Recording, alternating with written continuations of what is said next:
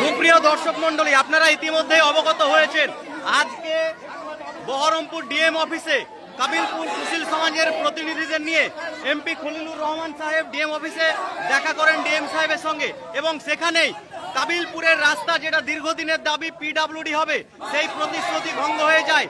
DM সাহেব জানান কাবিলপুরের রাস্তা কোনোভাবেই পিডব্লিউডি করা এই মুহূর্তে সম্ভব নয়, আগে পিএনআরডিতে রাস্তা হবে, তারপরেই কিন্তু কাবিলপুরের রাস্তা পিডব্লিউডি অধিগ্রহণ করবে, যেটা কিনা কাবিলপুর সুশীল সমাজের দাবি।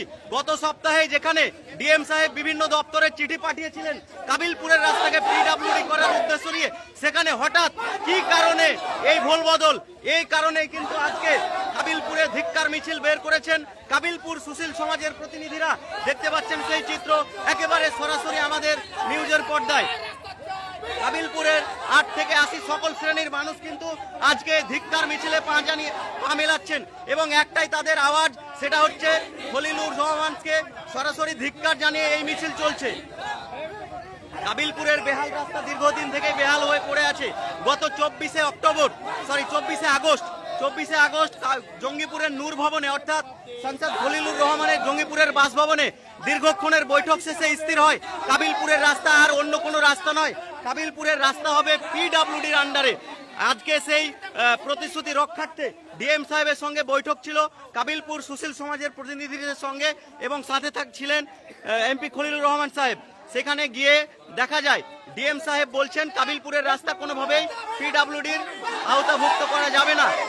কাবিলপুরের মানুষের একটাই ক্ষোভ, সেখানে এমপি খলিলুর রহমান কোনোভাবেই কিন্তু ডিএম সাহেবকে চাপ দেননি বা ভালোভাবে কিছু বলেননি। এই কারণে কিন্তু আজকে বিক্ষোভে ফেটে পড়েছেন কাবিলপুর সুশীল সমাজের মানুষজন।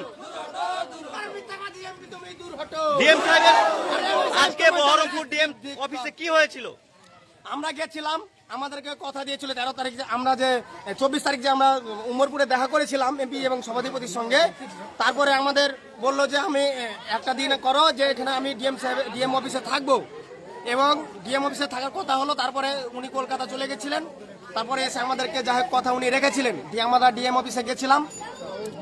আমরা 1-8 ঘন্টা আগে গেছিলাম। ডিএম অফিসে যাওয়া মাত্রই এমপি সাহেব বললো তোমরা এখানে দাঁড়াও, আমি একটু ভিতর থেকে আসছি, তোমরাকে ডেকে নেবো। বাস এমপি সাহেব ভিতরে গেলেন, ডিএম সাহেবের সঙ্গে কথা বললেন।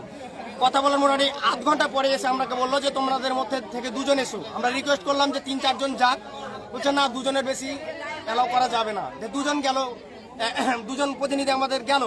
তারপরে গিয়ে যেটা বোঝা গেল যে আমাদের খলিলুর সাহেব মানে এমপি সাহেব বলতে চাই